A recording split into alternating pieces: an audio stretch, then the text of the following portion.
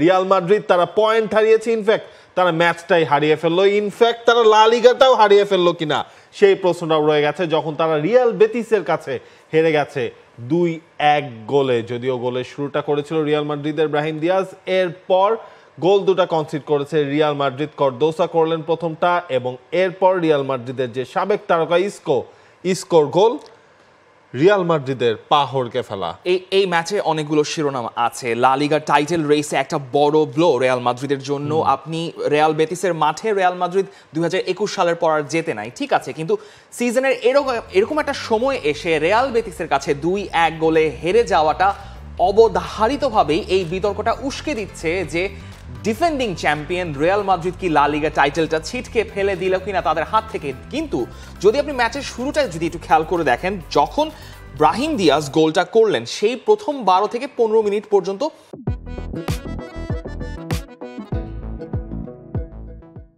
Real মাদ্রিদের মোটামুটি নিয়ন্ত্রণে ছিল প্রথমার্ধের সবকিছু মিলে। কিন্তু আস্তে আস্তে যখন রিয়াল বেতিস ম্যাচে ঘুরে দাঁড়ানো শুরু করেছে, এরপর থেকে রিয়াল মাদ্রিদ সেখানে ম্যাচেই ছিল না। এবং কার্লো আনচেলত্তি, তিনি এটা অনেক পরের কথা, কিন্তু কার্লো আনচেলত্তি ম্যাচের শেষে এসে বলছেন যে রিয়াল মাদ্রিদ 29 বার বল হারিয়েছে। এটা আপনি রিয়াল মাদ্রিদের কাছে এক্সপেক্ট করতে পারেন না, যেখানে আপনার ঘাড়ের কাছে নিঃশ্বাস ফেলছে আতলেতিকো মাদ্রিদ, যারা ম্যাচ শেষে জিতে লিগের টপ টেবিলে উঠে গেছে। বার্সেলোনা আজকে জিতে গেলে উঠে যাবে। এরকম একটা ফেজে এসে যখন আপনি রিয়াল বেতিসের কাছে হেরে যে আসেন, আপনি পয়েন্ট হারাতে পারতেন, ঠিক আছে, সেটা না হয় পরে স্যালভেজ করা যেত, কিন্তু এই হারটা সম্ভবত এবং স্পেসিফিকলি রিয়ালের যে শেষ 5 ম্যাচের যে হিসাব কেতাব রয়েছে, সম্ভবত রিয়াল মাদ্রিদকে আসলেই এই বিতর্কটা আরো উস্কে দিচ্ছে যে আসলে হয়তো রিয়াল মাদ্রিদ ছিটকে গেল কিনা।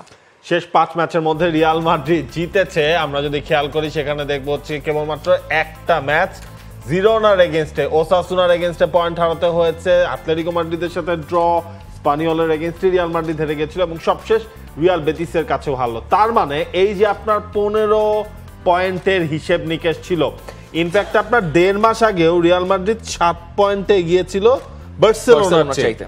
সেখানে 1.5 মাসের মধ্যে কত, 1.5 মাসও না, 1.5 মাসেরও কম সময়, 1 মাস 1 সপ্তাহের মতো, সেখানে হচ্ছে রিয়াল মাদ্রিদের 15 পয়েন্টের মধ্যে শেষ 5 ম্যাচে তারা পেল কেবলমাত্র 5টা পয়েন্ট। রিয়াল মাদ্রিদকে এইভাবে অ্যানালাইজ করাটা খুবই ডিফিকাল্ট। লা লিগার ফর্মটা রিয়াল মাদ্রিদ একদম যাচ্ছে তাই যাচ্ছে, এটা একদম পানির মতো পরিষ্কার। গতকালকে জুড বেলিংহাম খেলেন নাই এবং ফেদে ভালভার্দে, সো পুরো ব্যাপারটা পরিষ্কার বোঝা গেছে যে মিডফিল্ডের সমস্যাটা কোথায়। দানি সেবাউস ইনজুরিতে চলে গেছেন, অ্যাটলিস্ট 1 মাস কিংবা 2 মাসের জন্য একটা হিসাব কেতাব এখানে রিয়াল মাদ্রিদকে করতে হচ্ছে।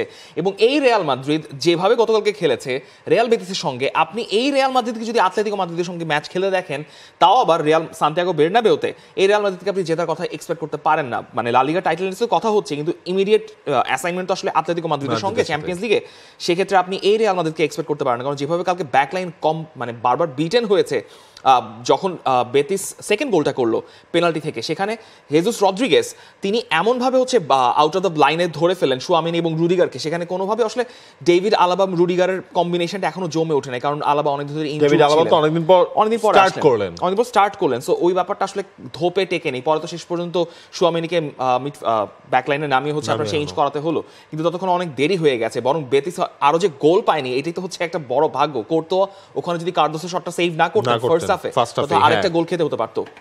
তবে রিয়াল মাদ্রিদের কোচ কার্লো আনচেলত্তি তিনি যেটা বলছেন, এই ম্যাচ শেষে দায়টাও তার দলের ওপরেই তিনি দিয়েছেন যে শিরোপা স্বপ্নটা অলমোস্ট মনে হয় শেষই হয়ে গেল। খুব বাজে হারটাই প্রাপ্য, টাইটেল রেসে পিছিয়ে পড়লাম, ধাক্কা খেয়েছি, কিন্তু ঘুরে দাঁড়াতে হবে। এভাবে খেললে মঙ্গলবার আমাদের জেতা হবে না, এভাবে গেলে আমরা কাউকে হারাতে পারবো না। মঙ্গলবার আসলে কি আছে? মঙ্গলবার রয়েছে রিয়াল মাদ্রিদের চ্যাম্পিয়ন্স লিগে আতলেতিকো মাদ্রিদের সাথে ম্যাচ, প্রথমটা নিজেদের ঘরের মাঠে। তারপরও রিয়াল মাদ্রিদের এরকম পারফরমেন্স কিন্তু একটা ওয়েক আপ কল, রিয়াল মাদ্রিদের জন্য বড় একটা ওয়েক আপ কল। এবং যেখানে বলছিলাম যে এই ম্যাচে অনেকগুলো শিরোনাম আসলে রয়েছে, সেই ম্যাচের শিরোনামগুলোর মধ্যে অন্যতম একটা বড় শিরোনাম ছিল যে ইস্কো, যিনি কিনা মাদ্রিদিস্তা ছিলেন একজন, তিনি বেসিক্যালি 9 বছর খেলেছেন। 2012 সালে যখন তিনি মালাগা থেকে রিয়াল মাদ্রিদ গেলেন, তার আগেও সম্ভবত মালাগার হয়ে তিনি রিয়াল মাদ্রিদকে হারিয়েছিলেন। এরপর রিয়াল মাদ্রিদ একটা বড় স্টেন্ট গিয়েছিল এবং রিয়াল বেতিস কিন্তু তাদের ফেসবুক হ্যান্ডেলস, টুইটার হ্যান্ডেল চমৎকার, তারা এই ছবিটা পোস্ট করেছে। তাদের মেসি এবং রোনালদোর ওই ছবিটাকে রেপ্লিকেট করে একটা ছবি তারা পোস্ট করেছে। সেই ছবিটা দেখে আপনি বুঝতে পারবেন যে রিয়াল বেতিস আসলে গতকালকে কি খেলাটা খেলেছে। রিয়াল মাদ্রিদের এগেইনস্টে ইস্কো এবং অ্যান্টনি, 2 গোট কালকে রিয়াল মাদ্রিদকে হারিয়ে দিয়েছেন। এবং ইস্কো প্রথম গোলটার কর্নার কিকটা নিলেন, সেখান থেকে কার্দোসের হেডার এবং পেনাল্টিটা তিনি কনভার্ট করলেন। এই স্টোরিটা আসলে পরে তো আবার ইসকো সেলিব্রেটও করেছেন, পরে ক্ষমাও চেয়েছেন, কিন্তু রিয়াল মাদ্রিদের এই অবস্থাটা আপনি চিন্তা করেন যে একজন এক্স মাদ্রিদিস্তা রিয়াল মাদ্রিদকে হারিয়ে দিচ্ছেন এবং তিনি ক্ষমা চাইছেন যে রিয়াল মাদ্রিদের টাইটেল রেসে তিনি কিন্তু একটা বড় ব্লো দিয়ে দিলেন।